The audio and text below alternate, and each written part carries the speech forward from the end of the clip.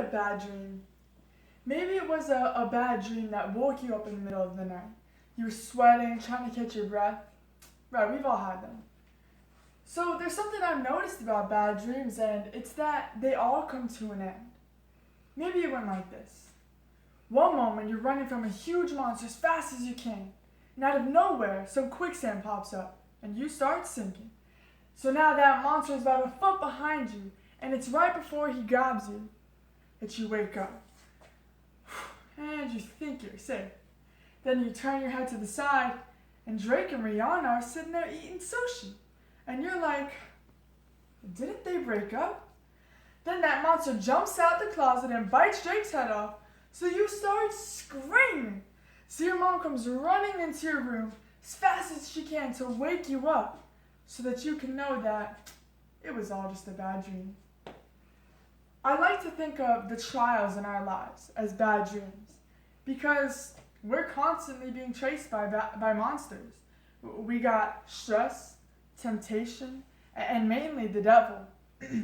The devil has an ongoing desire to destroy and devour us, just like a lion devours its prey. And so many times in life, the devil, he makes us feel like we're in quicksand. We feel like we're sinking. We feel like we have nowhere to run. And it's in those moments that God steps in and says, hey, I got you. So I'd like to talk about Mark chapter 4, verses 35 to 41, when Jesus calms the storm. Jesus and his disciples had been in Capernaum, and Jesus had been preaching about the kingdom of God. And the Jewish religious leaders they were starting to get angry with Jesus. They were starting to disagree with what he was saying. So Jesus went, all right, disciples, let's go. We got to head out. So Jesus grabs his disciples and they get on a boat on the Sea of Galilee to get away from Capernaum. And while they're on the boat, Jesus falls asleep because, he's tired. He's been preaching. He's been performing miracles. He's just been being JC. So he falls asleep on the boat. And while he's sleeping, a huge storm rises. And the apostles, they start to get filled with fear and anxiety. Because, Jesus just fell asleep. They're alone. What are they going to do? So just put yourself in their shoes. You got 17-foot waves crashing over your boat. You can literally see the sharks flying over your head. I don't know about you, but by this point, I am passed out. So the apostles, they start to scream Jesus' name. Jesus, Jesus, don't you care if we drown? And it's right then that Jesus wakes up and says, quiet, be still. And the storm stops. And, the apostles, they're amazed. They were just in the middle of what we would call a bad dream. And it was right when the monster was about to drown them that Jesus woke up. And he said, hey, I got you. So many times in life, we feel like Jesus is asleep on us. We feel like we're praying, we're fighting, we're calling out to him, but nothing's happening. The storm, it's just never ending.